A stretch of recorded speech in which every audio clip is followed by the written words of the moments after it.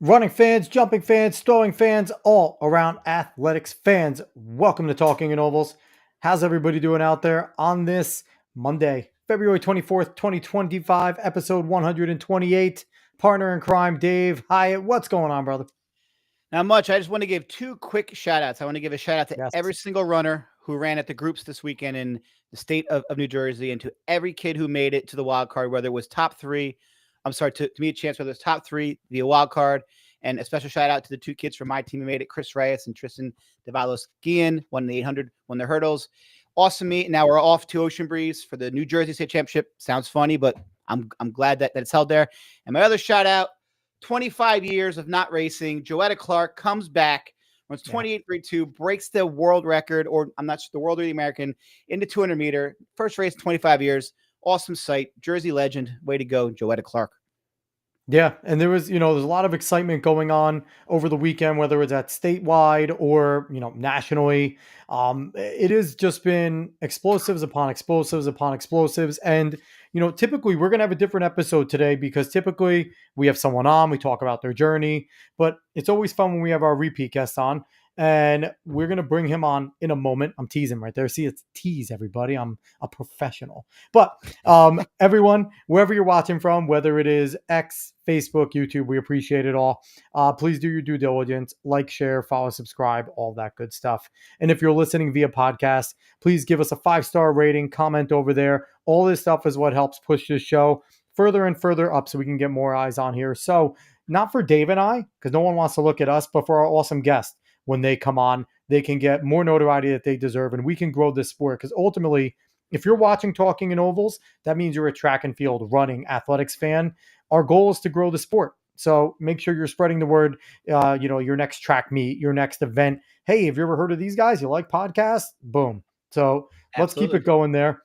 Last week's guest, we had a great time talking to Megan Hunter, one of the premier 800-meter runners in the country.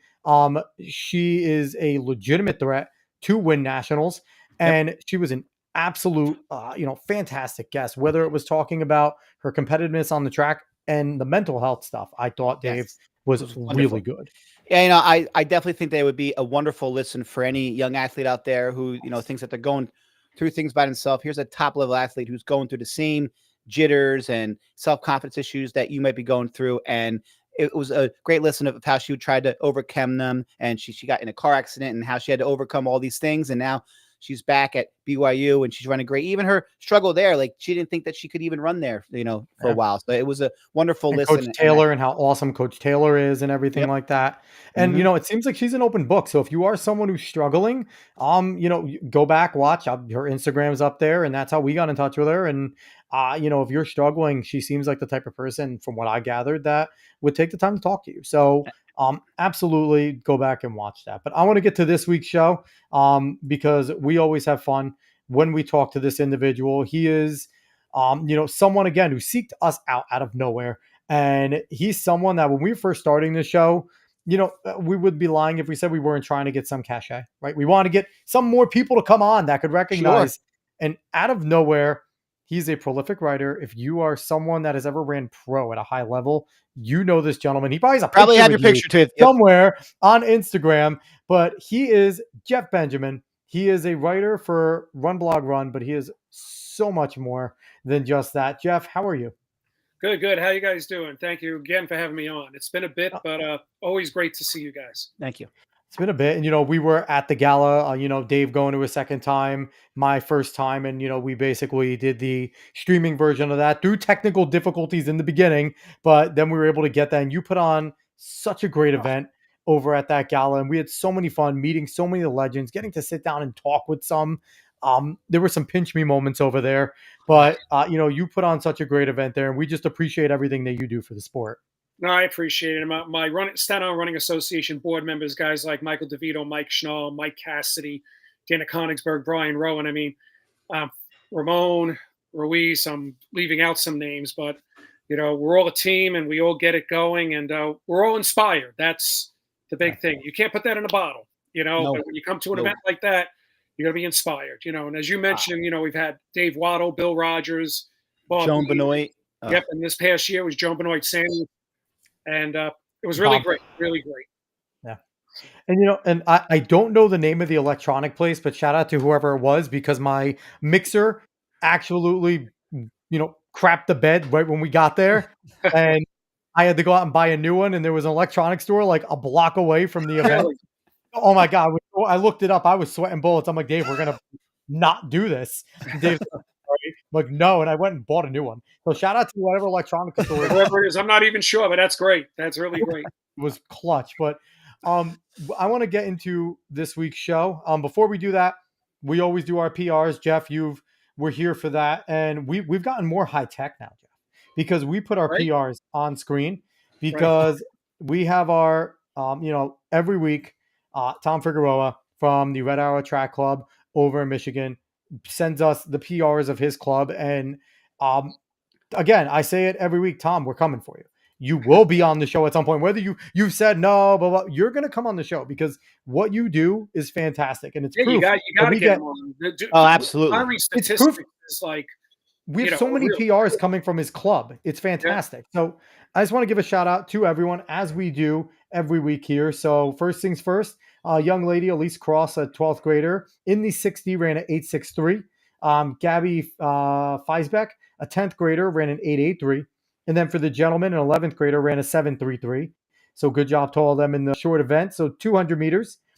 We have Naya Dibke, a 12th grader, ran a 25.79. We have Elise Cross, a 12th grader, a 28.64.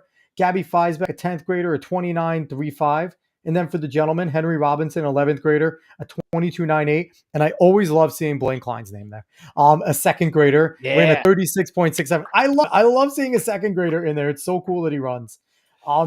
Jumping into the 800, Anna Howell, a 9th grader with the 227.05. Lily Cummings, a 10th grader with a 230.4.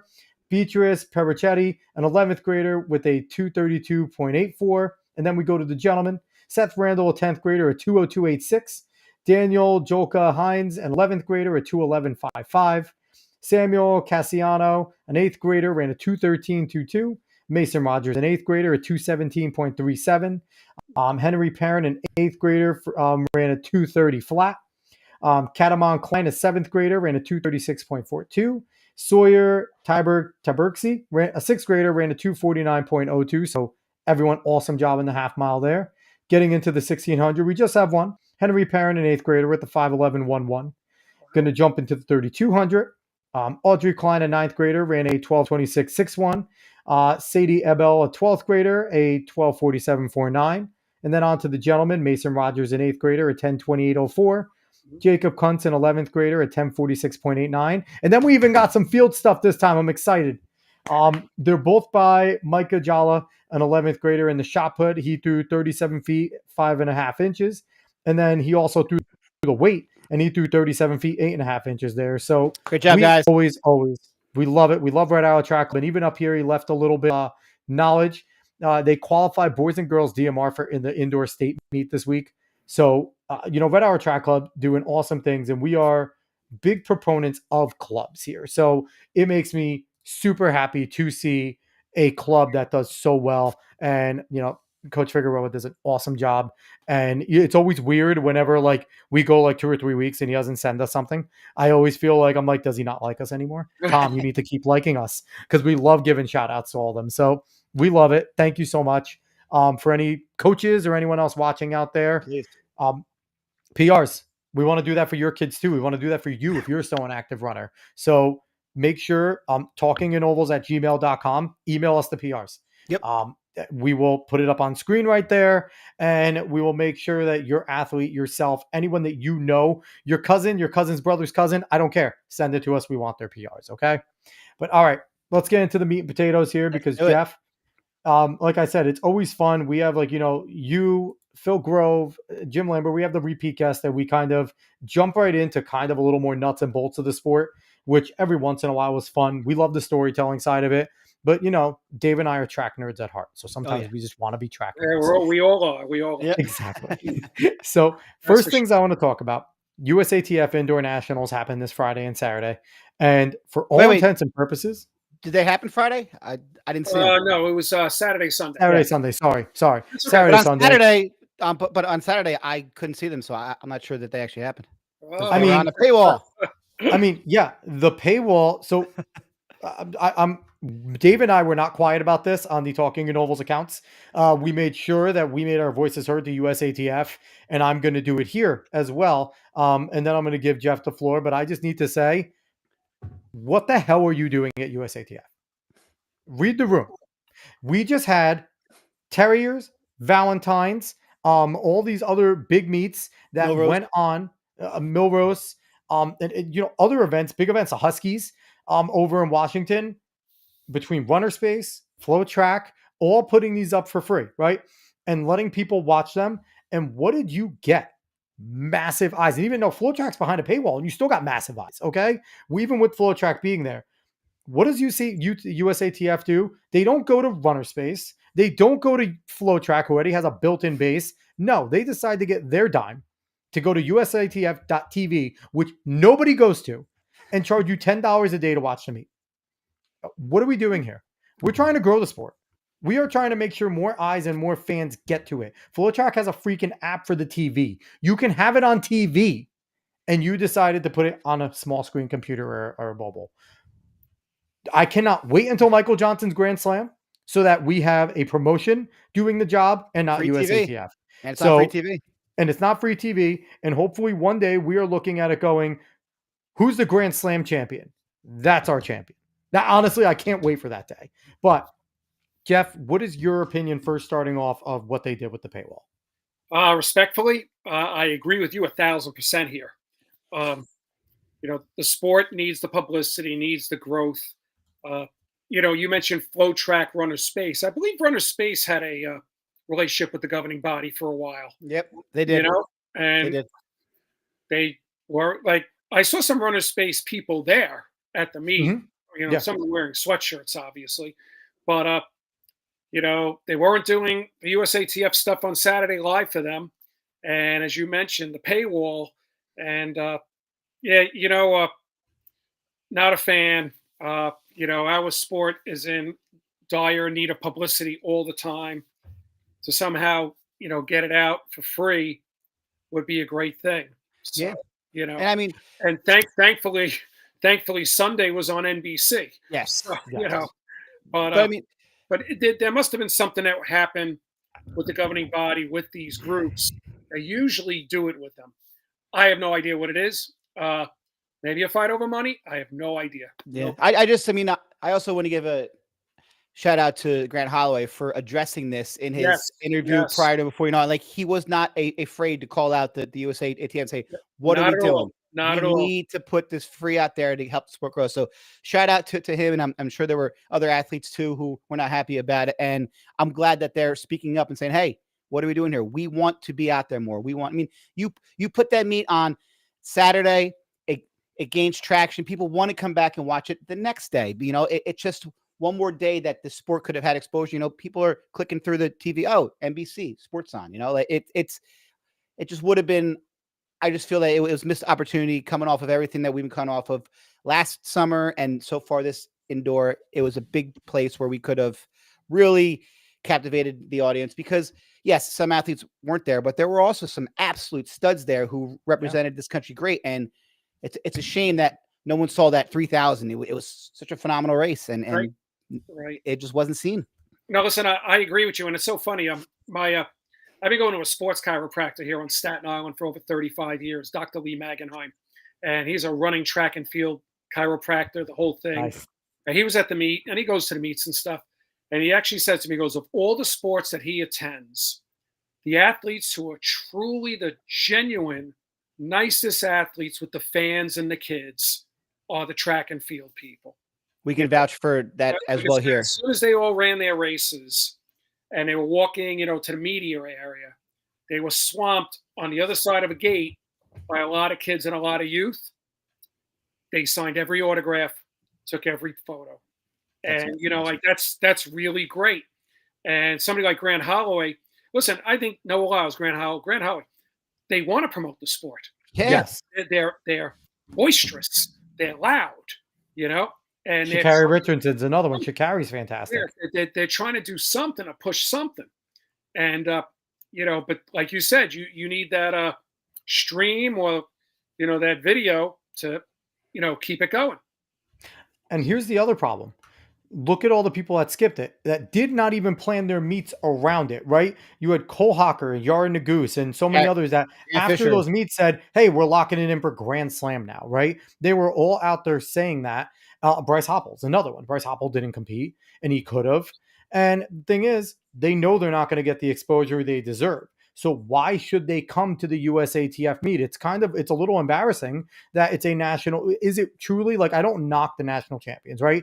And the times this time around were 100% legit. It's not like we saw, because I've seen sometimes in the past, and again, not to knock any champions, but you were seeing people that weren't necessarily the people that were going to be fighting for worlds or Olympics winning at the indoor nationals, where this time you had Masai Russell there, who was an Olympic gold medalist. You have Grant Holloway dominant. You had, Hobbs Kessler, things like that. And you saw a lot more legitimacy, and maybe that'll cause some of the other athletes to make their schedules around it. But to me, it's like, it's our national event. What other nationals isn't on a major network, for a major sport, right? This should be there. And we need to fix that, especially with all the momentum that we've had. It can't be, but USA TV, you want to have it, fine, free. Make it free on your thing. And here's the thing, run ads.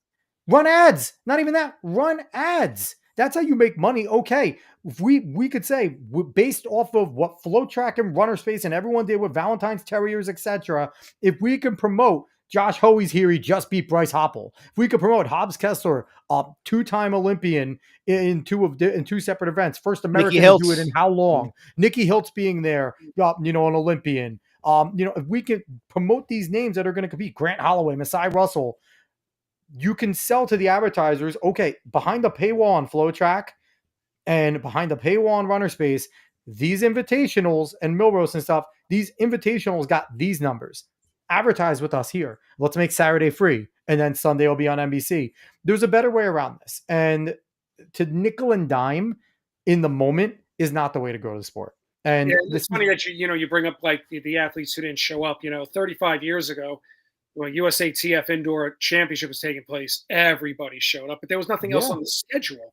Correct. And so when you heard the BU thing going on with Cole Tucker, and the combination as well, because what's interesting is you brought up something, and a lot of prior USATF Indoor National Championships in the miles, say, sometimes the winning time is 3:57, 4 minutes, 3:58. Yep. They go out there, it's slow. And I actually won a couple of my friends. It's a possibility that could happen. I am very happy that I ate my words on that. The Ocean Breeze times was spectacular, all things considered. Beautiful track. Yeah. And, guys and girls were there to really hammer it out, which was really great. And that's also a plus on the facility. It is one of the fastest tracks in the world. So, but like I said, and I think Hobbs Kessler ran the 7:38 3,000. That's great. It wasn't like it's like a joke time. It ran 30 years and he had competition. So it wasn't just Hobbs out there by himself. Like there were people. Right, there was a crowd. Yeah, and you had Nikki Hiltz, you had Miles. It was great. Yeah, the miles, and obviously Josh Hoey in the 800 was just unreal. So we were lucky this year that the quality of the times were really, really good. And listen, whether he ran well or not, just having Quincy Wilson there is a spectacle. People, like he made finals. Listen, he's great. I mean, people saying, "Oh, we shouldn't." Like the kid's 16, 17. Like I hope he does. I think I heard him say he's not going to the indoor worlds. Good, let him go back to school. He said that. And just be a kid. But so I mean, I thought overall it was a great meet. The paywall thing needs to be addressed. But what?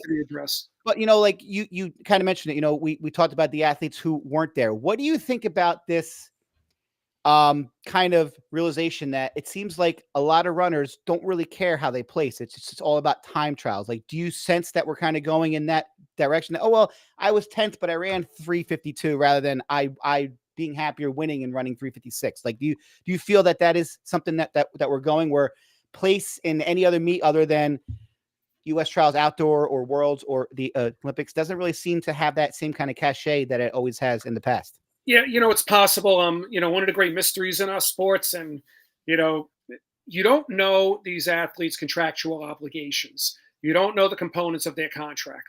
Could there be something in it? If you win the gold medal, you get $1 million in the Olympic Games. If you run a certain time, do you get a little bit of a bonus kind of thing? Cole Haka made his decision. He was like, "Hey, I'm running the 5K at the World Championships outdoors. Yeah. If I get on this BU track and make the qualifying standard, that's one step ahead for me." Yeah. And that's the unfortunate thing. If the meet was, say, held the week before, or the week after, but like I said, this is what goes on. But I will tell you this though, I'm old enough to remember the 1988 Olympic Games in Seoul, South Korea, and they were held for the track and field the last week of September into the first week of October. Okay, it's a long season. Guys won races. Peter Ono of Kenya, who ran from Mount St. Mary College, yes, he did. Nowadays, right? As it says, he never won a major race ever, but he won the gold medal. And if you ever watch that race, he took the lead with like 2 laps to go and just revved it up. It ran something like 3:37, but he beat Steve Scott, Steve Cram, Peter Elliott, Jens Peter Harold, some real guns. Late season, right? Yeah, and today we know, in July and August, those great milers were running a lot of races in Europe, the Oslo Dream Mile and all that stuff. So by the time the end of September, October rolls around, and someone ran the Fifth Avenue Mile 3 weeks before, pounding on the pavement, on a mile. And, and this year, the Tokyo World Championships outdoors are around the same time.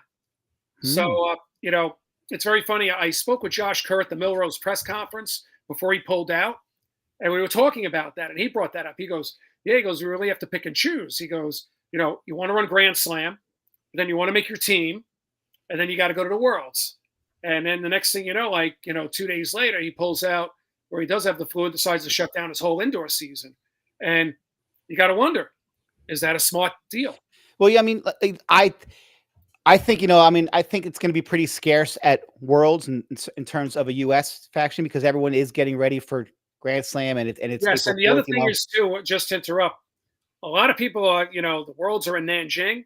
Yeah, I know. It's an 18-hour plane ride. Yeah. And that's factoring as well. Katie Moon, the pole vaulter, I believe, announced that she's not going to be. And she basically said, she still has a little bit of an Achilles thing. And she talked about how plane ride is 18 hours, man. Woo.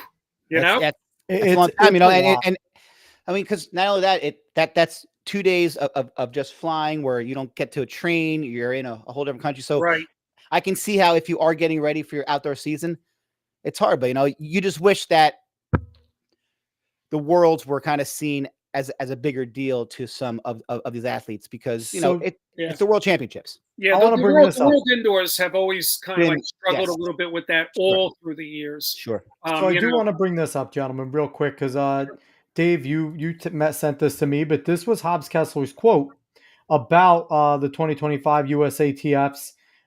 He said, "I think what we should be focused on is titles, big meets, and not running fast at BU. It is what it is," and I love that. I love that he's coming in with the heart of a lion. 21-year-old too. And he's calling out, and honestly, that's calling out his fellow Olympians in a lot of ways, right? That's calling out Yard Nagus. That's calling out Cole Hocker. That's calling out Grant Fisher. Grant Fisher. That's calling out all these individuals, good milers. These guys that should be there and should have been battling with Hobbs, right? To win these races. You know what? He has every right to feel that way. I mean, you talk to some athletes, past, present, and some of them will tell you, hey, medals are forever. Times are always made to be broken.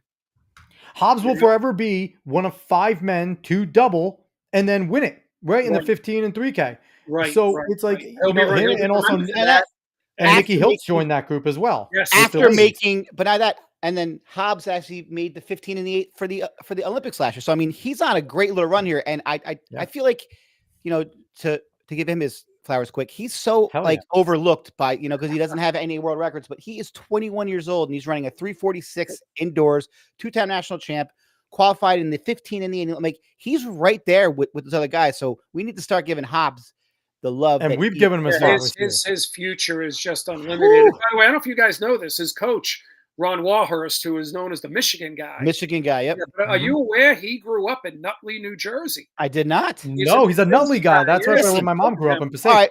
Yeah. So now Jersey has him. Jersey has Wetmore. Like There you go. Yeah. So we need that Jersey connection. Come on, where are we going? Yeah. Jersey boys. Let's go. We Absolutely. consolidate. Gagliano, And thank you to Jags, Rod Murrow for putting this out. Rod Murrow, I want to give you credit because we're using your tweet here. So I want to give a quick shout out to Shelby Houlihan because she is coming back off of a long suspension for using illegal drugs. Something she's denied actually doing knowingly, whatever, but she served her time. she did. And she came back, took second in a blazing race to Nikki Hiltz.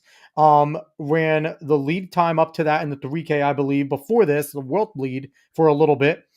And I just want to say, I've seen, every once in a while, I decide to want to, make myself even sadder and read comments on social media, right? Mm-hmm. So I remember when she first came and she ran her first race, and I think she ran a blazing time, right? 4:23 or something, yeah.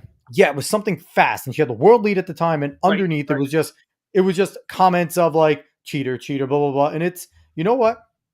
Here's the thing: if she served her time, okay. I think it was a 4-year ban, 5-year ban. 4. I don't think people comprehend how long that is for a professional runner and a Especially at professional that athlete. level. Oh my God. Especially at that level. For I her to agree, come back, 100%. for her to come back the way she did, either she really didn't know and she's just been this damn good, and it was maybe a mistake, or she's still using it and she doesn't give a crap. That's two things, okay? But you know what though? It's like those are the only two. Like, right? And it's like I want to lean towards she's trained her ass off for 4 years to come back. She trained the whole time. She is. And I want to give her flowers for ignoring everybody, for not feeding into it, not feeding the trolls. I will say right here, Dave, I don't know how you feel. I'm a Shelby Houlihan fan. I believe in second chances, and I want her to be successful and I want her to come out, take every piss test, be clean for the rest of her career, and kick some ass because she made a mistake. She paid for it.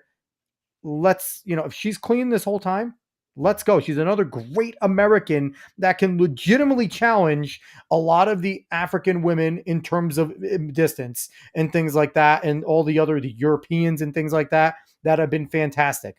Let's not poo-poo on somebody that's so special. I feel you bring up something, and like two things with this issue. First issue is, like you said, Shelby Houlihan lost her appeals, lost everything. She was sentenced. She did her time, and that's it. Around the world, this is what happens as well. Just even today, a Kenyan runner was busted again. 123, right? Yeah, is provisionally suspended, and the whole thing. I mean, I know on social media people wail and go lifetime ban and stuff. I have no problem with the lifetime ban, but it's got to pass through U.S. USADA, U.S. anti-doping, and world anti-doping. These are the sentences this is the structure that has been set up for better or for worse. Okay. And it's been stricter since the whole entire WADA report with Russia. Yeah. When the WADA report came out with the whole entire Russian movement with all that, everything has gotten so much stricter, and that's only like 5-6 years ago. Or the Kenyans now? This up too, because some people talk about banning Kenya altogether. When Russia got caught, it was proven that was a government-sponsored, approved program for their athletes from the government. You almost had to do it. Country is banned. Okay, Kenya, it has not been proven that this is a government-approved, government-sanctioned thing. And if you know anything about that part of the world, Kenya's government, pretty much a third world country, which almost had a revolution like last summer. Oh, they are honestly, Kenya is still in the steep of a civil war. Right. Kenya's in the steep of a civil war, bad one right now. Yep. That government, like Ethiopia and a lot of third world countries, do not have the financial means or even, the want to spend their money on something like that. Sure. So, we're going to get to Seb Coe, I know, in a little while. But with Seb Coe running World Athletics, right? People are like, oh, Seb, you should ban the whole country. You should, get more drug testing in there. Well, that involves money, a lot of money. Yep. You know, and listen, even in the local road race scene, let's talk about the right local road race scene. Once in a while, you see somebody come along and they run like a boy. That person ran pretty good, right? And but you're a race director of a road race scene. You don't want, yeah, I'll bring USADA in. Right. Well, USADA probably costs like 5 figures Right.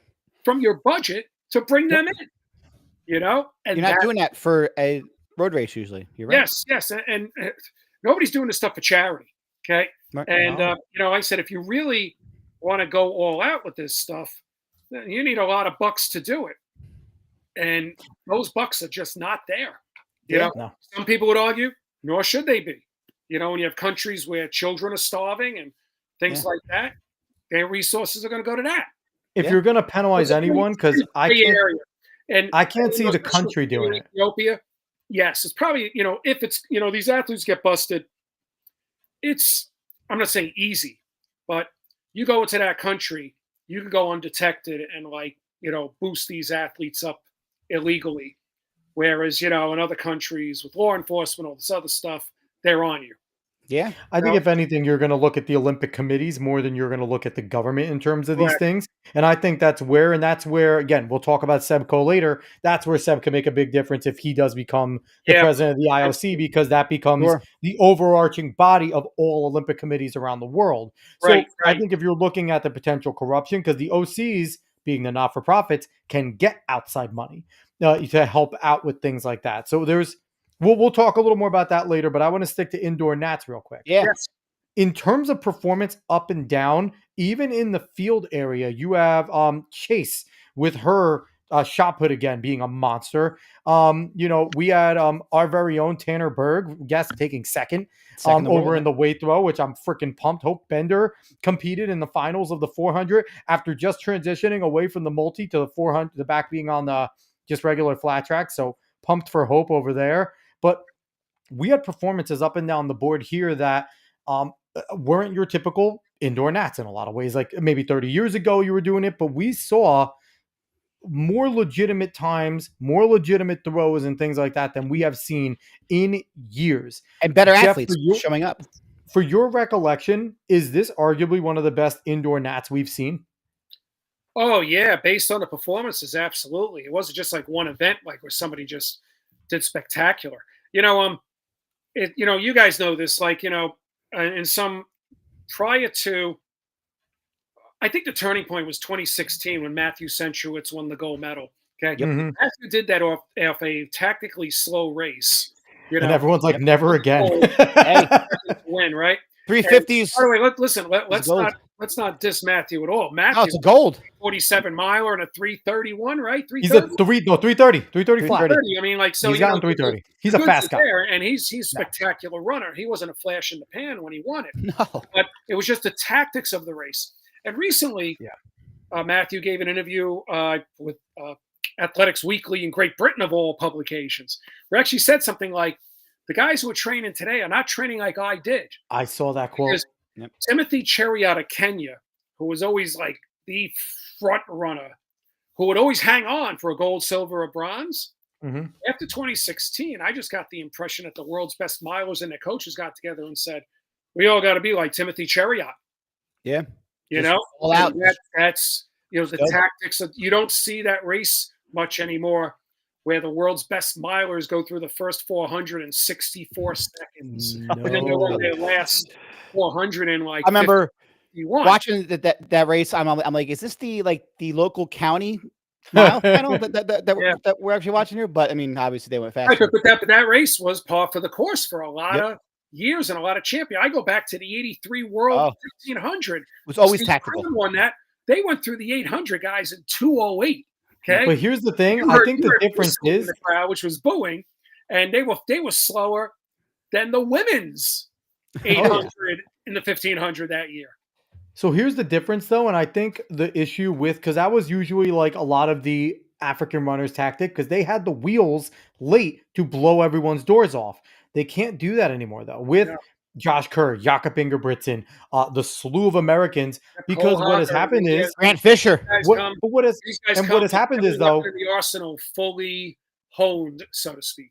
we started training a lot similar ways that they do because they come to Colorado to Right. train. So it's like we're all training together now. And I think that's a huge difference. And love him or hate him, Alberto Salazar, what he did with Galen Rupp in terms of the way he trained him and the way he taught him how to race was so different. It's the reason why we saw Galen competing in the 10K in the Olympics because he trained a very much style as the way the Africans were training. And I think that that's trickled in, not necessarily Alberto's tactics, but just a way to train and say, why are we shooting ourselves in the foot here? Yeah, the Why are we philosophy. not You said about the training? philosophy of it. Yes. Yes. Why Sure. are we not training in the same way they do? Why are we still not monitoring heart rate and we're still worried about mileage? Why are we still not cross training like psychos and getting off of our feet when necessary? Like all the things we do now were things that they were already doing. And I Right. think it's just to the point now guys we're like there. Josh Hoey, and guys like Cole Hocker, they train pretty insulated. Cole Hocker's in the middle of Western Virginia, not West Virginia, Western Virginia, like Yeah. a half hour past Lynchburg, Virginia. And I have a feeling I want to ask him, but like he probably has guys who train with him, but their job is to get Cole ready. Sure. Yep. Like they're jumping in, they're doing interval work with him, but they're not in it for themselves. It's not like a club like where the 5 people or the 4 people Right. are working together to get better and better. Cole Hocker's the guy, and these 3 or 4 others are helping him. That's why they're there. Seb Coe had a similar situation too at times, and I believe Josh Hoey with his 2 brothers, Sure. they have a bit of that as well. But like I said, Jakob too. Jakob too. Yeah, like it's not like Greater Boston Track Club with Bill Rogers back in the day. No, it's 10 marathon guys would show up to the track under Coach Squires and be like, "All right, we're running 8 by 1 mile and 4:30." And they're all doing it to get themselves better, like as a team. And it's that philosophy has kind of gone that way, more of a soul, and I'm not using the word negatively, selfish approach to try to be the best. And it's working. It's working in a lot of I have a question for you. You are around so many of the legends of this sport. Do you guys ever get together and talk about what's going on now with like all these times and what is their opinion? Are any of them bitter? Do any of them wish that they're in now, or is it just, hey, get them, guys, let's go? So I'm just curious, like, what is their mindset when they see all these ridiculous? Because like at Melrose, you had Bernard, you had Eamon, you had Marcus, like they were all there watching. Like, are they as in awe as we are, or do they kind of see this as a natural progression as technology and track surfaces and everything just get faster? Yeah, it's funny. In Major League Baseball, there was that great Yankee relief pitcher, Goose Gossage, years ago, who's in the Hall of Fame today. And if you read anything about Goose Gossage these days, when he gets quotes, he's a bitter guy. In baseball. When they made the bases bigger, he said something like, "Man, if Ricky Henderson played today, he would steal 3,000 bases, not 900." Yeah, he's probably basketball does the same thing. Yeah. Each person is different. Some people are like really mind-boggling. I mean, the 209 by the female athlete at the Chicago Marathon, people are like, "Oh my God," but you don't know whether they're saying, "Oh my God," and "Oh my God," if they think something funny's going. For the most part, I'm talking with these guys that I think with a lot of fans as well. We live in an era today when these performances happen. It's not unusual for us in the back of our mind saying, "I hope to God they're clean," which is very damn it, Lance Armstrong. But like in 1968, Bob Beamon did that jump. Nobody said that. That was in the back of everybody's mind. It's 1975, and that's the 50th anniversary coming up. Bill Rogers came out of nowhere. He was a 2:19 marathoner who ran 2:09 in Boston, set the American record. Nobody said that stuff. Craig Virgin winning the 2 World Cross Countries. Joan Benoit winning the gold medal in '84, setting the world marathon record. It's just so fast now. Like it's just so fast. That wasn't around, right? But that was fast for back then. But it wasn't around, and like I said, I don't know. I talk with Rod Dixon quite often. Rod is like, "These performances are unbelievable, Jeff. They're just great." So he's saying they're unbelievable in one tone, but he thinks they're great and inspiring in another Love it. tone. You know, I mean, it harkens to the old story, like, what would these guys Sure. from back Yeah, then have done it's with the today? You great could say debate. that about Ruth. You could say it about Goose Gossage. You Yep. say it about all, And my as time my goes thing on. in with that, there is no debate. They would be great. They would be right up there because Yeah. there's a reason why the generational greats are the generational greats, right? And we can Sure. look at individuals from this time too. Jakob Ingebrigtsen would be Jakob Ingebrigtsen if he was in the 60s, the 50s, the 30s. It doesn't matter. These people that are Maybe not as generationally fast because of time circumstances. wise, no, but I Right. think dominance, you would definitely see Absolutely. something similar, which is why, Sure. like, you Sure. know, so Right. I just think, like, even you want to take Rod Dixon, bring him up to this time. Rod Dixon's a premier name. Everyone in track and field knows who he is, and he's a guy that's running these ridiculous times that we're seeing. And the generational greats would Right. be who they are Sure. regardless, and maybe better because of better technology, better training, better nutrition, all these things that they weren't necessarily doing. We would see. So, like, that's the way I kind of side with these conversations now. It's like, what would they do? What do you mean, what would they do? They'd They'd be be great. running 346. They'd be running, they'd be doing all the same exact stuff. Right. Our guy, our Staten Island guest every year, Steve Jones, former world record holder in the Yeah. marathon. Steve probably ran about 100 miles a week, but he ran it all 6-minute Right. pace of Exactly. this. He There didn't was no warm rest. up. He didn't cool down. He just ran. He didn't stretch either. And if you know his story, I mean, it was not unusual post run, shoe fi pie, Yep. Coca-Cola, and that's what he did. Mars Hey. bars. He liked the Mars bars also. Every bar's a Mars And bar there are now. those They own them photos of all. Bill Rogers. Bill Rogers having pizza with mayonnaise Yeah. on it. It is a tribute to them that in the time period Ah. that they were in, they were as spectacular as they were. The one thing I will hearken to, because I did write about this in a local Staten Island SI Live article, my monthly column on the run, back in October with the women's world record in the marathon. They said, well, right now the men's world record is 2 hours, but you can Kipchoge broke Sure. 2 hours. Okay. Now, 50 years ago, what was the world record for the marathon? It was 2:08. But 1975, 50 years before that is 1925. The world record was about 2:35. So I leave it to the readers and the fans of the sport. Is this a natural progression? Yeah. Or is something funny going on? I mean, And you it's know up what? I to mean, you. I think the biggest difference that I see is how fast the younger kids are running. Like, every year. So It's amazing. I definitely think it's trickled down more than it has in the past, whether it's training. Big time. The depth. What is it that Washington College, right? Is it Washington College has all the sub 4 minute milers? Last week there were 2 kids from the same high school that are under 4 minutes. They're on the same team. Like, what is that DMR, going to run? But it's just, I just feel like that part, like, there's high school kids are more invested and they are more aware of what the pros are doing because everything is easily readable. Strava. So yeah. I think that is a huge There are also, like, all over the country, these chains of places where you could go. One in particular, there's a lot of them in New Jersey. I know, Restore Hyper Wellness, right? You go in there, they do an IV drip with vitamin, with a nurse supervising you. They have massage. They have the cryo freeze. They have the red light room. It's awesome. It's good stuff. LeBron James, by the way, in the NBA, loves the red light room. He thinks I have kids on my team, they're going cross train, they're going to the pool. Like, that wasn't even an option when out. Like, we just ran, and if we got hurt, we got hurt. But like, we are like, I feel like as great as my coaches were, rest wasn't, like, taking care of your body and giving it rest. We just went hard every day, hard. Right. The majority of coaches, at least in this country before 1985, would never want their distance runners doing weight training in any way, shape, or form. Okay. However, some coaches did.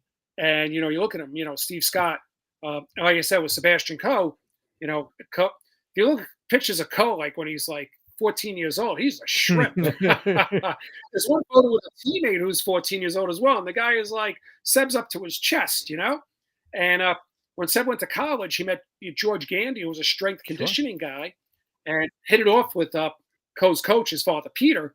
And they started doing that stuff. All of a sudden, Seb sprouted, it was always, he was never Alberto Monterena, or John Walker, like muscle, tall guys, but it's definitely the weight training. and all these things. The other thing that's going on too, and hey, look, we all look at Let'sRun.com and all that stuff, but the sodium bicarbonate has become like the new Yep. Yeah. caffeine lost level. Now, the bicarbonate's been around forever. I remember hearing in the Mhm. 80s, like, hey, you want to run a good 800? Take some baking soda. But listen, as soon as you cross that finish line, you got to get to the Yep. bathroom. Okay? Don't stop. You got to get to the bathroom, right? And apparently, I'm hearing that the sodium bicarbonate today has been set up in a way where you don't have those GI issues. Interesting. You know, so that could be Sure, I something mean, that's So going what on. would so you many guys, things. real quick, what would you guys also say about participation? Because I think we're at the highest level of participation that we've ever been. And with more participation comes more Sure. quality athletes, right? When the pool's larger and they're Right. not going and they're not playing basketball, they're not wrestling, they're not playing baseball, Right. lacrosse, they're running. And now you're pulling from, these soccer players that maybe would have just maybe done nothing or just done soccer all year Now they're round running winter are track. Yep. running indoor and they're becoming your premier middle distance runners. And so is there something to be Right. said about the fact that participation wise, I don't think we've seen, maybe the 90s when the running fad was big, maybe that was a big time too. And we saw great things happening then too, right? And I think now the participation is back to being at one of the highest rates it's ever been. And this is worldwide too, right? We're seeing it all over Europe as well with the, Yeah. Diamond League being as big as it is. So is there something to be said Yeah. about the bigger talent pool being there, Sure. creating this also as well? Sure. Yeah, I can see that. I mean, two things with that, which is always interesting. Carl Lewis, who coaches Houston. University of Yep. Houston, who, by the way, was at Ocean Breeze on Sunday. He had an athlete coaching, and seeing Carl walk around, he had his red Houston hat on. It was interesting to see like who Right. recognized him or who knew I it remember was seeing him. Carl at Meet Few of people- Champions in Jersey when he'd be coaching at the high school in Yeah. Jersey, and He's a it was Willingboro always guy. like, Yep. and it was always like the touch and Yeah, go. And like I said, there were a It few was people. it was the few touch and people, go of do but he you wasn't go say involved. hi to Carl or do you just let him coach? And it was kind of like everyone just kind of let him coach. But it was like you Yeah, knew yeah, Carl Lewis was there. Carl freaking Lewis. Like Mm. Yeah, but Carl was always brought up how like the generation of Carl and me and a few others. We grew up in a time where there wasn't specialization in a That's right. sport. Prior to freshman year in high school, you ran in the street, you did this, you did that, you played ball, the whole thing. So like the body developed in a good way. And I think there's an article you could probably Google with Carl Lewis with specialization with youth. He's not a fan. I agree with Okay. him. I agree. I'm And right there with him. I'd hate it. yeah, and the one thing is with the growth of the youth in the high school, which is phenomenal. Yeah, a lot of these kids go to the Milrose games, and a lot of these kids go to the USATF and all that stuff, right? But we seem to lose them in their 20s and 30s. Whether they give, the greatest challenge is that we have to convince these kids this is not a novelty. This is not like collecting baseball cards and it's a rite of passage as youth. You could stay in the sport. Love for you to still work out and run and all of that. But hey, you're 25, 26, you could still go to the Milrose Yeah. games. You could still watch it on TV, stuff like that. And I've met a lot of people over the years, and some of them were really great high school athletes. And they're like 35, 40 years old, and they know nothing about the sport. They'll say to me things like, "Hey, does Bill Rogers still run?" But stuff that goes like back to, are the eyes there? Are we putting it on TV enough? Is it being promoted at all? Right? Yeah, Like sure. you see commercials if you're watching just Fox for a TV show. You'll see a commercial for the NBA game or the hockey game that'll be on that weekend, right? Or when it's football season, you'll see those things. Do we have the commercials coming down the pipe of, it's all over social media if you're a running fan for the Grand Slam, right? Are we seeing commercials for Grand Slam League? Like, are they there? And that's a big thing. People remember commercials, and that person, that 20 something, 30 something year old that maybe ran cross country, loved it, was a decent runner, good runner, maybe ran in college. If they start to see commercials and they're just like, oh, there's a league? No, I'll check this out. We'll see. It's a league. I'll check it out. Well, Why not? Yeah, I do give credit. I mean, New Balance has recently had some commercials on with Cindy Yes. McLaughlin. And she did she's doing there interviews was with Grand some Slam. things- Nike had Nike had that Super Bowl with Shikari, Yes. wasn't it? Right. So there's some stuff going on, but I agree with you guys. Not on the level. And it's so funny. There's a name comes into my head.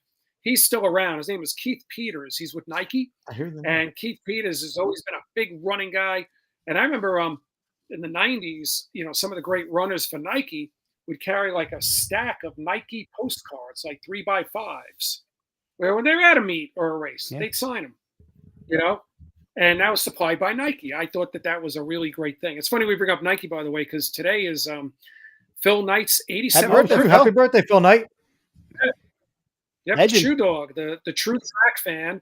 And, whether people wear Nike or not, whether they love it or not, his actions in the early 70s were a major factor. Him and in the Bowerman, running boom. you know? You could also argue, if you love your Asics or you love your Adidas or you love your Brooks or you love your other shoes that you're running in, the Hokas or whatever, without Phil Knight doing what he did with Nike, those companies would not be doing what they're We'd doing all be today. in Adidas and there wouldn't be as much progression, right? Honestly, because Nike pushed the Probably envelope and the forced scientific approach with the forced shoes Adidas. was always Yeah, a Nike yeah. thing. Nike and Yep. Adidas competing and Converse competing forced what we see now because those Sure. three battled it out for years, right? In terms of the running shoe, Right, and right. all of a sudden, all these other brands are able to pop up and try their hand, and now that's what we have. Right, and I remember in the early '80s, Converse actually came out with some Yeah. running shoes. For a Yeah, while. yeah. They were a legit. Then they had some decent marathoners. I remember some marathoners that wore Converse, and Right. it's bizarre to see Converse on the sides, right? Like it's crazy. So Right. But like I said, you love your Saucony, you love all these shoes, yep. Hoka, whatever you wear, it's great. But Phil Knight is the progenitor Oh yeah, of yes, that yes. stuff, and without the swoosh doing what Yep. it did, yeah, I agree. We would not be where And we still are. today, So all hey, the look at people they this. sponsor. 20 Right, and think about this. It was 2016 where they came out with the carbon plate shoe at the marathon Yeah. Oh, yeah. trials. You might Yeah. remember. The other shoe companies didn't Nope. have them. Now they And all Nike did a brilliant thing. They said, "Listen, if you qualify for the trials, we'll give you a free pair to wear." And some of the sponsored athletes went to their agents and went to the shoe. Guys, this shoe's going to make me go fast. But I'm a Under Armour, I'm a Asics, Adidas, and everyone said, "Get Yeah, the wear shoes, 'em. get the shoes." But that moment lit a fire under the Sure. other shoe companies. now everything's carbon. I actually think the Adidas ones right now are like so impressive. But you could say that for 3 months until Nike Yeah. comes out with a new one. I- And like I said, in the 70s when Phil Knight did what he did, that also lit a fire Sure. under these companies to be like, yeah, let's go. So, like I said, without him, the landscape would Absolutely. be very, very 100%. different. And as a track nut, which he is, he's a real trackaholic. I mean, in my perfect world, I'd love to hang out with Phil and maybe get on the podcast. Let's go, Phil Just talk Knight. track, and that would be awesome. But like he has to think it's been very, very rewarding. Absolutely. And I don't mean financial. Sure. I mean, just like I mean, the listen, landscape of the sport. Nike still probably sponsors more athletes than any other shoe company. They're still probably Yeah, the biggest and shoe listen, company in our sport. they keep USA Track and Yeah. Field afloat. They With that big contract they signed, and with all the financial issues with the governing body, but Nike keeps them Mhm. afloat. So, Say what you It's want, something where they still they- cared for the athletes and the sport. And to credit Nike, they could Yes. pull out of running and still be the biggest shoe company in the world, no problem. With all that Absolutely, they yeah, have. they can. So Yeah. it's like kudos to them. You could disagree with some of the things that they go about. That's fine. But they do a lot for the sport. Sure. So you can't knock right. them in that way. Well, so do the other companies, but like I said, to do it as well. Absolutely. There's a lot of great things that Asics, Adidas, Saucony On. also do. That's somewhat out there. New Balance. Oh, yeah. But those are the sneaker wars, as I call them. Yeah. It's so funny Hey. because, like, guys, you probably agree with this. There's some people I know, like, let's say they work for Nike for a few years. Next thing you know, they're with Reebok. Next Yep. thing you know, they're with Saucony. Next thing you know, they're at an Under Armour. Hey, that's It's why you like have to give a incestual. They stay in. Yes, that's why you have to give a because shout out to that Jim line, Spivey. a guy by the name of G. McCarthy, who was originally a Nike guy, big Nike guy, who eventually became assistant CEO of Under Armour and then CEO of Asics America, did say, like, yeah, this world is a very incestuous kind of occupation. Well, you know what though? Yeah. Why wouldn't it be? Because it's what you know and you kind of stick to doing. It's like someone that's like a journalist, right? If you're a journalist and you go work for Fox, you're still a journalist. You can go work for CNN. You can go back to the Wall Right. Street Times, Wall Street Journal. You can go to the New York Times. It's your profession. You're a journalist. So it's the same thing. You're a sneakerhead. You run sneaker companies. Okay, I'm going to bring my expertise to this sneaker Yeah. company and I'm going to hire that person because they just made Asics, that shoe brought them up to the sale level of Nike. So I'm going to hire Yes. them if I'm Nike. It's like, it makes Yeah. sense that if you're in that field, you stay in it. It's not necessarily surprising. Yeah. So And by the way, I mentioned Gene McCarthy. Gene does have a book. It's on Amazon. Let me get the title correct here. Yeah, Uh, yeah. Uh, Chasing Four. okay. Gene McCarthy. Gene grew up in the Bronx and was a really great runner for Fordham University. 4-minute miler. He could never break 4, but he did run 3:42 for 1500. So I'll count that as a sub 4. Okay. But he wrote a letter to Marty LaCourie, who owned the Athletic Addicts and was still a great runner in the 70s, and said, "I'd like to learn from you." Oh, great. Thanks for posting it. there you go. And Marty said, "Well, if you want to come down here, I'll help you." And he went down there, and that began his journey through like the highest levels of the shoe companies, the track and field world. He was very involved with the Air Jordan creation. I'm talking about when That's Jordan awesome. retired in 2004.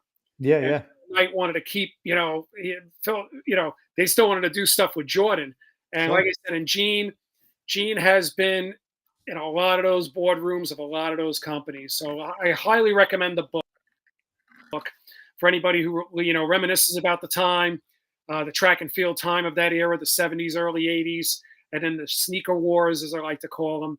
Very fascinating. Yeah, you know what? stuff. But that's why you see someone like Jim Spivey, and you're like, it's amazing that he's been with the same company as an athlete, and he stayed there through his whole post running career. So like That is true. I mean, he was with Nike. yes, He ran for Athletics West, but he had an arrangement. Athletics West was based in Oregon, but he had an arrangement where he could stay in Indiana, where he was living, and train there.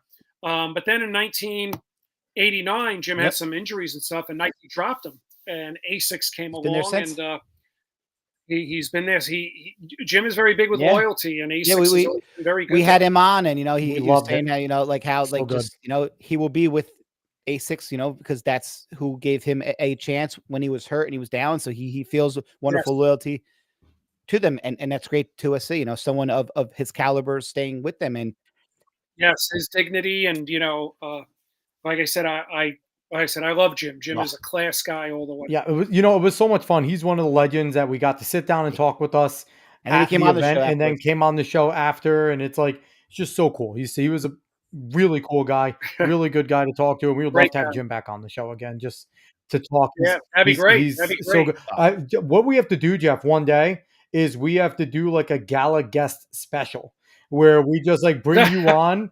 Yeah, maybe that could be something we talk about is a lead up to the gala. We do a little gala guest special, and we have a little roundtable with you leading it over here, talking to the guests. That could be Yeah, I'd be up for that. That'd be that could very be cool. something fun that we could arrange. But so I want to jump to our final topic, and I think it's an important one, and it's one that's going to truly affect us in the sport in general. It's someone that you're close friends with. So, I just want to get that out there too as we're speaking about it. This is somebody that you are personally a close friend with. Sebastian Coe, Sir Sebastian Coe. Sorry about that. Yes. Sir Sebastian Coe. Yeah, Lord. Yeah, no, Lord Coe, Lord. because he was Lord. a member of the House of Lords. Sorry about that. Lord Sebastian Coe. Yes. Lord Yeah. Sebastian Coe, who is currently the World Athletics president, is running now for the president of the IOC, the International Olympic Committee. And you wrote a fantastic article, but I want to bring this up first. Something cool that you did where you, Sebastian Coe, and Eamon Coughlin had a picture together, and then you three recreated it. So let me bring this up right here. So when was that picture taken, and when were both pictures taken? So give us a little backstory on this right here. The first photo was the one on top. If you notice, by the way, we all did very well with our hair. So, Yes. I'm a little jealous, but yes. Yeah. I can't say anything negative here. Yeah, the top photo, Runner's World magazine in 1991 was celebrating their 25th anniversary. The publisher, George Hirsch, was still with the New York Road Runners Club and is 90 years old and unbelievably physically fit. He was the publisher of the Runner's World, and Amby Burfoot was the editor. They brought into New York City every great legendary runner, and they were picking who was the greatest runner over the last 25 years, and they let the fans vote on it. and Seb Coe won. And yeah, I was fortunate enough. Like I said, that was the first time I actually met Seb. I spoke to him on the phone a few years earlier, but that was 1991. And then the bottom photo was in Eugene, Oregon at the 2022 World That's so cool. Championships. That's awesome. Yeah, so when we were like, "Hey, let's do the photo again," 30 years Yeah, later. it's like one of those guys back together. I will brag really quickly. In the first photo, I am the slowest miler, but I bet in the second photo, I'm the fastest. There you go. I'll tell you what, respectfully, Seb has been running. Seb's been running 45 miles a week. Yes. He ran, he's 68. He ran a 5K in Bermuda on a hot day in 23 go. minutes. So, it's still there. And I'm going to be writing a piece about that eventually soon, too. But I was associated with Seb many years ago through the great York High School Long Green line coach, Joe Newton. Okay.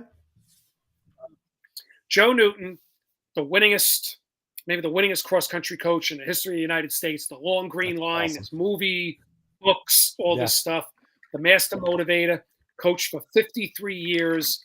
Wow. But yeah, right. In 83, Joe Newton had met Peter Coe and Seb when they were over in the States at a clinic. They immediately hit it off. If you know anything about Seb's story, in 83 and early 84, he battled illness, sickness, injury. He was being written off by the British press. The British do not have a trial system like we do. I think our trial system, by the way, is the most brutal but fairest around. In Britain, they have you run a series of races and people go in a room. Funny things can happen.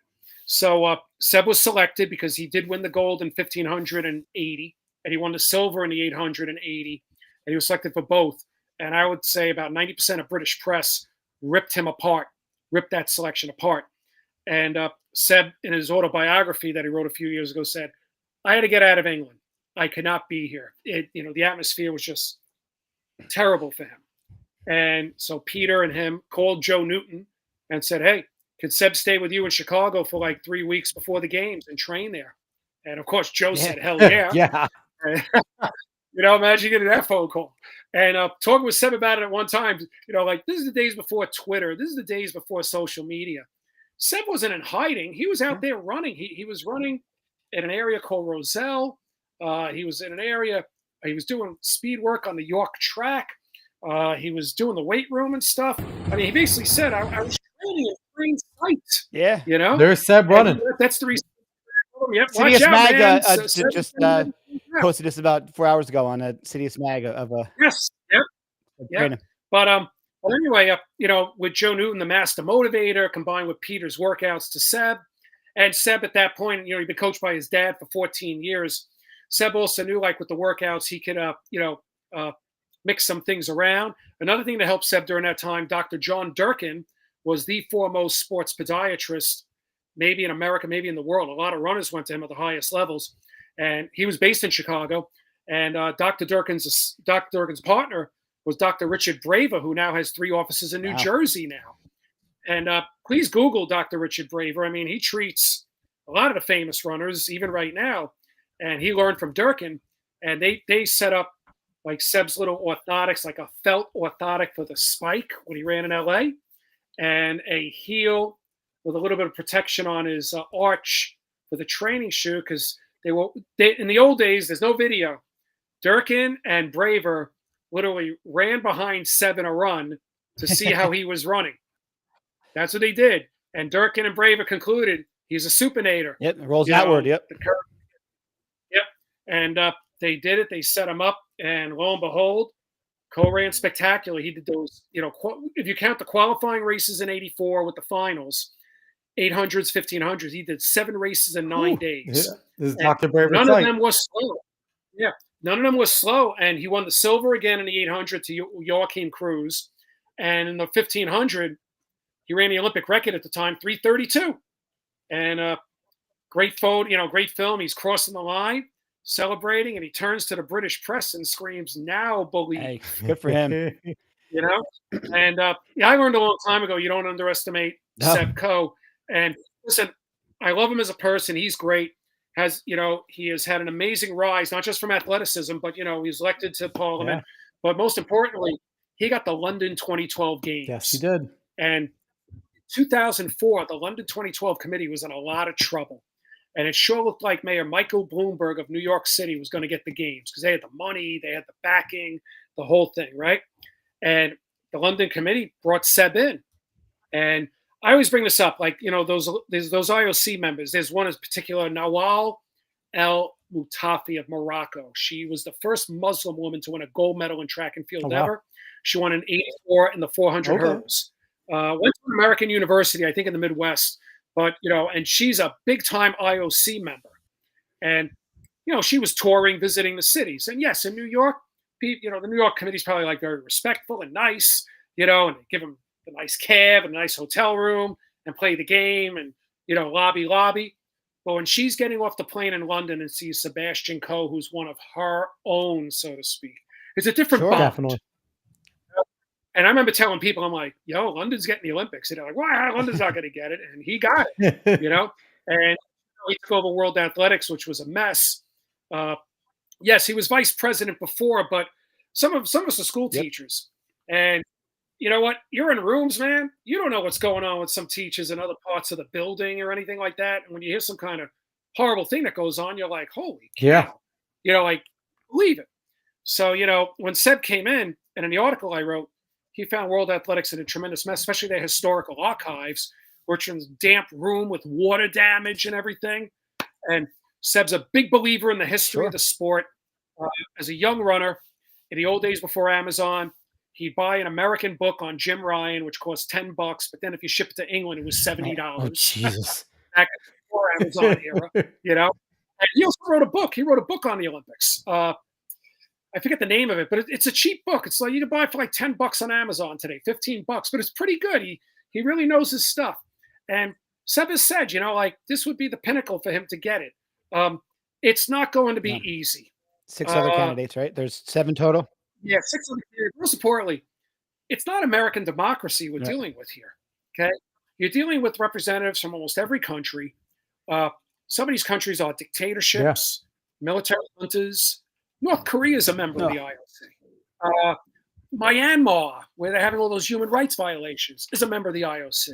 Okay, Christine Coventry is the leader of a country where her election has been questioned. Okay, but she's still the leader.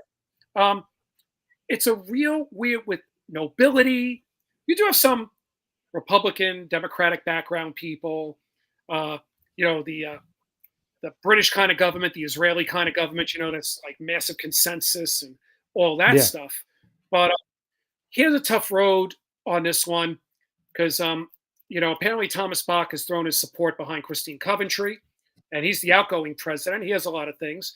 The other person is Juan Antonio Samaranch Jr., and the name should ring a bell to some of us old timers out there because his father was the chairman of the IOC, the Lord of the Rings, for many years, including through Los Angeles Olympics. And listen, it's all politics. I mean, did Samaranch's dad help out anybody on the IOC? So now the son's running? Probably, yeah. And this goes on, if history and, American history. And Abraham Lincoln's one of my favorites because when he ran for president in that era, Lincoln did not lobby or go out there and campaign. Candidates did not do that back then, but surrogates of them did. And the legendary story is that Lincoln told the surrogates, listen, don't promise people anything. And they promised everyone the moon. So many that by the time Lincoln's president, there was like one job that was promised to 7 people. And if you ever watch movies that are on, the most recent one, there are office seekers in the White House, flooding the White House. He's fighting a civil war. He's looking to save the Union. The whole thing. He's got to deal with these office seekers. I was promised this job. So, in the IOC world, who knows what's going on with that? I'd like to think, though, Seb's organizational skills in making London such a success in 2012, I think that's the biggest plus for him. Yeah, he's gold medalist. Yeah, world record holder. That doesn't mean anything. The administrative is very important. And the fact that he's from Britain, and I also feel, you can't count out the influences of Olympic sponsors like Deloitte, Coca-Cola. Who do they want in charge of the IOC? So it's going to be interesting. The vote is March 20th, I think, the weekend of March 20th. Uh, we'll see what happens. The one thing, Seb is 68.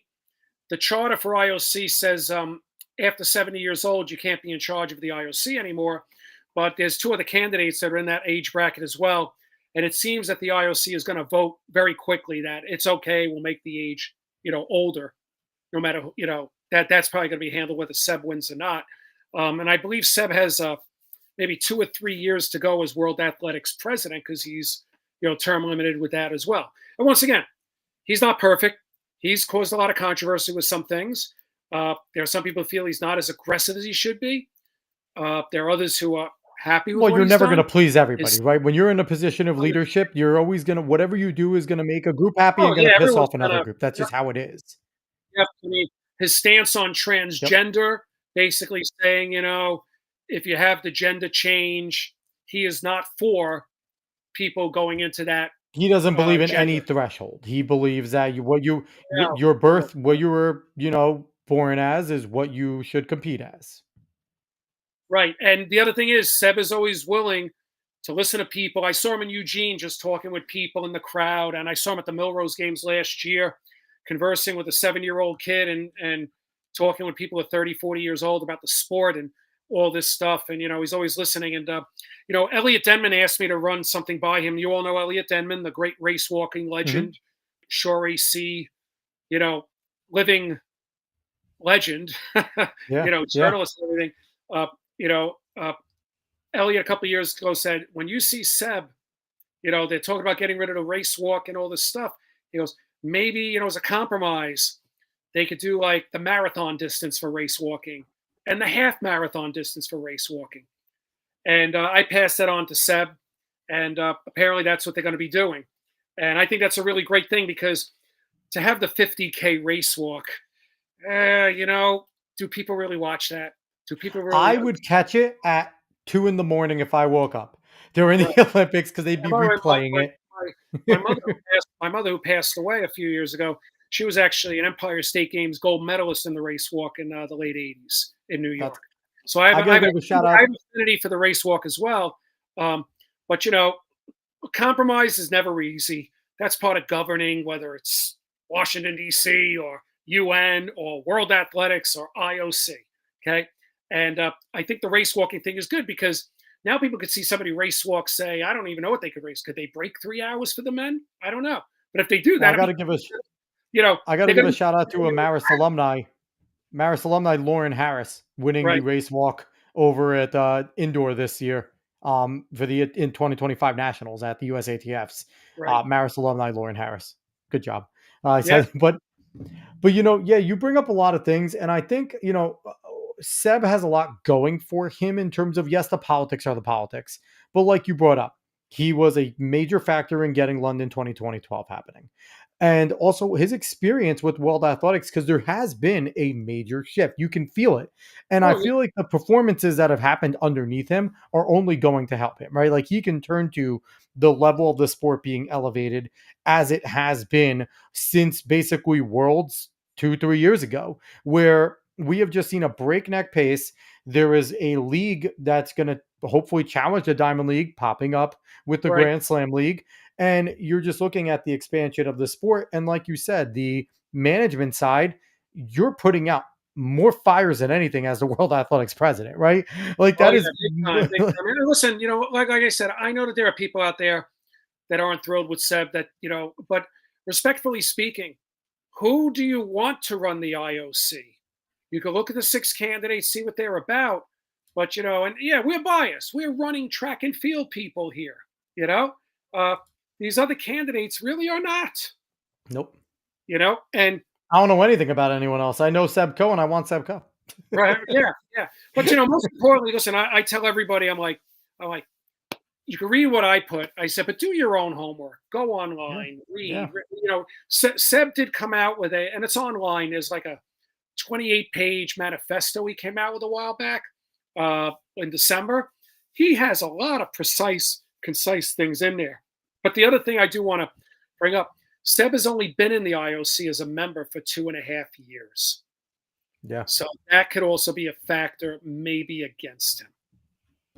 I mean, You know, like you said, we're track guys, so I'm pulling for Sebastian Coe because I know that when it comes to wanting to do the right thing for track and field, now again, it's the Olympics, right?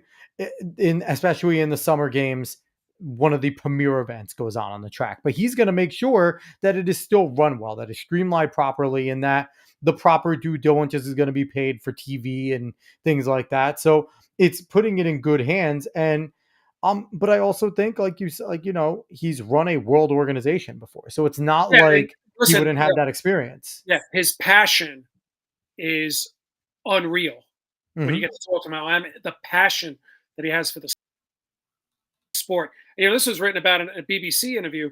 When his father Peter passed away a few years ago, he took his ashes, brought him to the LA That's Coliseum, crazy. and Yeah, put him nice. there. The scene of his greatest triumph. And his dad obviously had a lot Yeah. to do with that. And it's so funny because his dad wasn't a runner. his dad was a cyclist. He was in World War II. I believe he was a Oof. POW. But he had an engineer. He was an engineer. So when he approached training and running, and he studied some things, but it was like an engineer mind. And the fact that he was around his son all the time. And there's one story like where a world class athlete once said, "Mr. Peter Coe, would you consider coaching me?" And Peter said, "No, I can't." And he said, "Oh, Mr. Coe, why not?" He goes, "You don't live with me." Like the and to Seb's great credit, as a kid, he was able to differentiate between Peter the dad and Peter the And coach. I could imagine the You know, pressures. how do you hear about these parents coaching their kids, and a lot of times it doesn't work And I out can too imagine well. the pressures of But being like, a runner in England too, right? Because they take their running seriously over in England, especially, oh, they have the first 4 minute marathon, a 4 minute mile runner, and they have a middle distance, right, especially right, right, tradition, a middle distance tradition as good as any on the planet. So right, that's right. And awesome. I'll also bring up another thing too. When Seb did compete, I mean, he was a single-minded, ferocious, not friendly Good. competitor. Okay, uh, he borrowed a lot of that from Herb Elliott. Okay. Herb Elliott's coach Percy Cerruti used to say, "Don't even shake the opponent's hand. You're wasting your energy." You know, and Seb and Peter, and I was talking with Ray Flynn recently. The great Irish miler, 3:49, still holds the outdoor record, right? And Ray's the meet director Milrose, and he did say, he goes, when we were running in that area, he goes, Seb was definitely insulated from us. As a matter of fact, the only runner of world class pedigree who got to hang with Seb very much Yeah. was Rod Dixon, because Rod at that point was no longer running 1500s of 5K. miles. He was So he running the wasn't a threat. 5K. So he wasn't Yeah. a competitor, right? However, though, there are some great videos of Rod and John Walker running against Seb in 76 and 77 when Seb's still a shrimp, right? And the gun goes off. Coe was out like a bandit right from the beginning. And eventually, towards the end of the race, Walker or Yeah. Dixon get him. And Rod gave an interview. He's like, "You see that kid?" He goes, "One day he won't come back."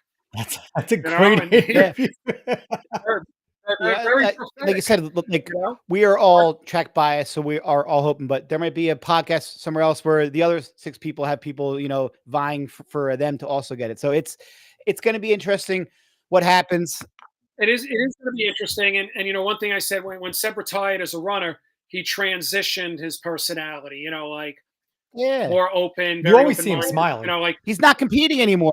So yeah, like oh yeah, there yeah, there is no animosity. He's not competing against him anymore. So right, right, let right. I his guard mean, he down. used to call the races Sure. But you know battle, what though? We can't discount battle. his time in politics being a lord, right? Especially in parliamentary politics, where forming Right, coalitions, like we're used to American politics, where coalitions are forced because we're two parties, essentially, right? There's right. And he was also the private secretary to British Prime yes, Minister so it's Haig. So like he's attended state he knows things. how to I be remember when King political. Hussein of It's Jordan, huge. right? Yeah, yeah. When King Hussein of Jordan passed away, I think Mhm. 2003, Seb led the British There delegation you to the go. So it's funeral. like he knows how to play the game You of know, politics. So that Yep. is a right. positive because this is all And, politics. yeah, He could sit with some general who's in charge of a country to discuss Olympic sport, and he could sit with Right. us and talk He Olympics. can tell us You if know, James Bond and really they're very exists in MI6. He will let us know. He has the top secret clearance from being a Lloyd if there really is a 007. That's the question we need to ask him. yeah, yeah, yeah. But listen, just so you know, it's not going to be No. easy for him. It is definitely his greatest challenge. Well, tell So, Seb if he you know, Let's wants go, to it's get just Seb. on, he has to come on this show. Everyone yep. that comes on this show does great things at their meets. So if Seb comes on the show, That would be cool. And real quick, I got to give kudos. There's a gentleman named Rich Perlman, and Rich Perlman has something called the Sports Examiner. Okay, you could go online, get a free subscription. This guy every morning, like Walt Murphy, this day in track and field, will send you an email of the goings on. And Perlman has just such a unique insider's view of what is going on with the IOC. Also, he concludes track and field. He has a lot of the other Olympic sports as is well. this what you're talking But his about? focus right now is on, yeah. And his focus right now is on that stuff. And I highly recommend, if you really want to know like what's Sure. going on, yeah, this site is unreal. So I didn't even know this existed. Thank Yeah, you. this is great. yeah, yeah. He's amazing. He does great stuff. And once again, you just sign up for his newsletter. You'll get an email dropped about 4 o'clock in the morning every day. I don't wake up at 4 o'clock in the morning for it, but if anyone else wants to, that's up to them. But 4 o'clock in the morning it comes in, and you can just read the up-to-date news of what's going on with anything Olympic. See, I'll just go right to this tab and Yeah. I'll click on this tab. So, every day. Just go right to athletics. Jeff, to But it's kind of finish up here, what are your anticipation of Grand Slam, and do you think that it really has the support and the wherewithal to be as successful as we think that it can? And do you like the format of it? Obviously there are no throws or field events. It's just things on the actual track. What do you think about the format, and what do you think that do you believe that it has a chance to be successful? damn good question. Michael Johnson has done something very amazing. Yeah. He's got a lot of money. I think he said 30 million. He's got the television rights. That's huge. And he has backing. So yes, and he has backing. And I also saw recently that Kyle Merger it's working for him. Yes, he has has. joined. He's been with them now for a little bit, and he's great for the sport. Yeah. He's such a great ambassador. Yeah, I have to tell you, besides being a fantastic, great world-class runner, Kyle's passion for the sport, there's always been innovation with him. Do you remember like he put on that Hoka Mile in Long Island? That was Kyle's thing, like he was the nuts and bolts leadership and everything about it. And you can't discount Kyle's charisma. Kyle has a boatload of charisma, He's so great. he's really good to put out there. Right. And there's somebody else involved there too. I don't want to get quoted on. It might be Ben Blankenship's wife, fiance. I do not know that. She ran a lot of stuff. She ran a lot of stuff in Eugene, Oregon, with Tracktown USA. Okay. So they brought her in. Let me see if I can find her here while I'm doing this. But it's going to be interesting to see what happens because you have the meet in Kingston, then you have Florida, New York, LA. Kingston was such a smart place to start. I will say that forever because that is going to be rocking because they love their track and field. So if you want to get a good look and make your presentation be awesome, having it with some incredibly passionate track fans, and the challengers that he's bringing in are also really smart because the challengers, he has a lot of Jamaican favorites that are coming there and competing as challengers, especially in the sprint events. So he's doing everything the right way. Right. Yeah. Right. The director of marketing there is Jesse Gabriel, who's phenomenal. Okay. So once a passionate person knows the sport, I believe she's with Ben Blankenship, but I'm not 100%. You're creating relationships over here. Well, I don't know. I don't. Right. So, but the one thing I'll bring up to you because this is always brought up at the meets as well. I'm hoping that if Grand Slam sees, let's say, at a meet in Jamaica, let's say for whatever reason, or Miami or Philadelphia, the ticket sales aren't going too good, right? Reach out to the youth clubs. Yep. Just give them the tickets. It'll fill stands. The kids will You still always buy do that. food, drinks, souvenirs. You brought. You know, I was actually gonna bring that up because you guys actually gave out tickets to youth for the USATF meet this week. yeah. Santa Ana Running Association gave That's out awesome. 35 tickets to 8th grade and under. We were willing to offer more, but that's what we got, which is great. But many years ago, like we brought up the USATF Indoors, right? The old USATF Indoors, the organization called TAC, the Yep. Athletics Congress, right? TAC Indoor Nationals were always held at Madison Square Garden, right? So 3 weeks before you go to the Milrose games, it was the hardest ticket to get. But then 3 weeks later, you went to the USATF or TAC Indoor, Right. nobody was Yeah. there. And I was president of the Staten Athletic Club in 90, 91, 92. And there was a great USATF person, Patricia Rico. I believe one of the service awards is named for her today. I met Pat Rico at a function. I told her, and she goes, well, I hope I'll see you at the USATF meet. I helped put that on. And I'm like, if you get me 150 tickets, I'll get Yeah. them to kids. And for 3 years in a row, she got me That's those awesome. tickets. And we got That's them to great. kids. Because, yeah, you know what? If it's like any venture, if Grand Slam is hoping for immediate profit, immediate success 1 year, It's tough. that's a very difficult challenge of any Yeah. business. But if you're like, let's give these tickets to the kids this year, let's get the crowds in, we will build it up. It's a 4-year, a 5-year Let's hope. program, like the gradual buildup. And sadly, a lot of people in the business Yeah, world don't want to do that. I just love how You know, like the business world in I general. just love because like MJ. The Yep. quick fix. I mean, MJ is a track guy, so that definitely puts my mind at ease that he understands the ins and Yes. outs. It's not some he's not like a part like he's going to be the face of this, and he's a very prideful human being. So I'm sure he's going to do everything that he can to make this work, just like he He's a did competitor. when he competed. Like he was Yeah, a beast. He was like I feel he's going to put it all into, and Right. he's always putting out tweets or things like that to like not even to promote himself, but to like point out different races and athletes, and we're going to have them here, so The social media game is good. it's good. Yeah. But like I said, Franklin Field, last weekend of May, I think it's May 30th to June 1st. Think right? so. Ironically, a month earlier, the Penn Relays, it's going to be jammed up. You would like to see that happen. And we're going to be You know, calling it out. We are it's going to be pretty talking hard about it to- all the time. Yeah. And I remember, 2000, some rich guy got in with USATF with Craig Masbach, and they said, we're going to have the professional track meet, and it was in Long Island, right by the NASA Yep. Coliseum. And they had everybody there. I met Daniel Wow, that's Coleman Cool. there, Really cool. right? They had everybody there. Adam Gaucho was running great at that time, right? And the athletes all wore a certain singlet. They were all given a number on their side, almost like a baseball uniform. But unfortunately, nobody was there. And the major reason was that I think the Knicks were in the Right. playoffs or something. Like that's the great Yeah. challenge you have when you get to late May and June in New York City. Yeah, baseball. You know, like you don't want to divert. And like I said, listen, but we're in a different world today. Back then, you had to rely on commercials on television, would cost a lot of money. So you didn't see a track meet advertised on television come to the meet. But today's world with social media, you just pop it up there. And it's going to be on us. If you're a fan, if you're watching this right now and you're a track fan, I make sure, I don't care if anyone does, I share.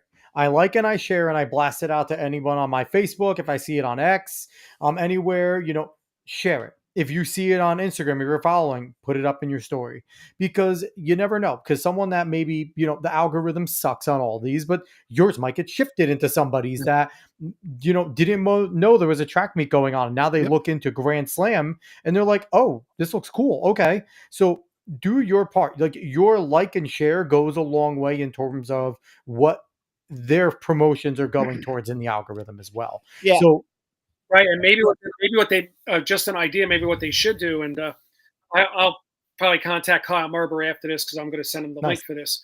But maybe they show up to the Penn Relays and do discounted tickets there for the May 30th, June 1st, June 2nd. Is it worth it to do that? Or show up at all these meets. Good Like show up at, they should possibly have been at Valentine's and Terriers and things like that, where everyone, people, the one part of track that has been massive is college track. People Oh, have paid attention to college track more than anything over the last 20, 30 years.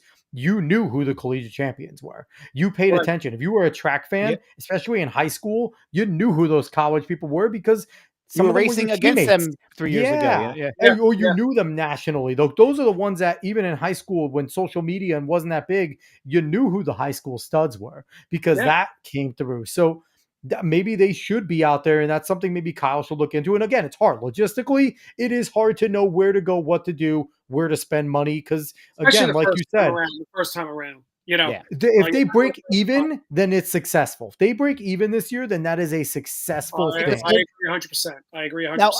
So, I think my favorite part, and I mean, I could be wrong, but I think MJ, he's not telling anybody, but I think he knows exactly who is challenging who in what meet. I think it's all set up, and he could say what he wants. Noah isn't there. I guarantee Noah shows up to one of those meets as a challenger. I we'll just see what think, happens, man. and I hope Jakob shows up as a like bring them all in. Just like it's gonna be fun, especially in those mid distance races because it's so competitive now. Like you don't know who's gonna win from meet to meet in the 16 and the 5 and the 8. Like Yeah. I'm just really, really hoping that it's as exciting as I think that it can be. And we need this, especially with the Olympics in 3 years. Like it's such a great segue and something in because I don't know how many people will be going to the Worlds this year for many reasons. It's been so many years with world champs and Olympics back to back to back. And you said it is later. So this and Diamond League might be where we see the bulk of our races coming this year. So Right. Yeah, excited. Yeah. All right, A so lot of great subjects going on. If it's okay if I can conclude with something really quick. sure. yeah, go for it. Yeah, two things.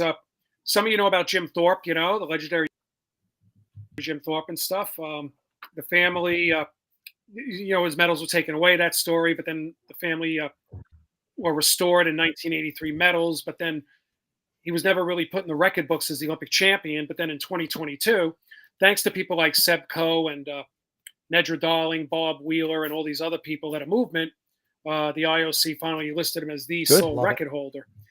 And, the Olympic champion, heptathlon and pentathlon and decathlon, 1912. Jim is buried in Jim Thorpe, Pennsylvania. He's in this memorial like sarcophagus. It's uphill from the town. They have like life-size statues of him in all the sports that he played. That's awesome. Well, I'm getting word now that the AAU, ironically his nemesis during that time, the world has changed. Everything is changing up there. They are restructuring, re-updating things, and there will be some kind of ceremony in Jim Thorpe, Pennsylvania, around his birthday, which is around May 20th, Perfect. I believe. That's awesome. So yeah, so like I said, they're going forward with that, which is a wonderful. That's awesome. And Jim deserves it. So- Jim's one of the legends of the sport. A pioneer and a Oh, yeah. trailblazer in so many ways. So absolutely deserves it. All right, so that's going to close us out here. Jeff, it's always fun talking to you. Oh, man. absolutely, Jeff. Thank you.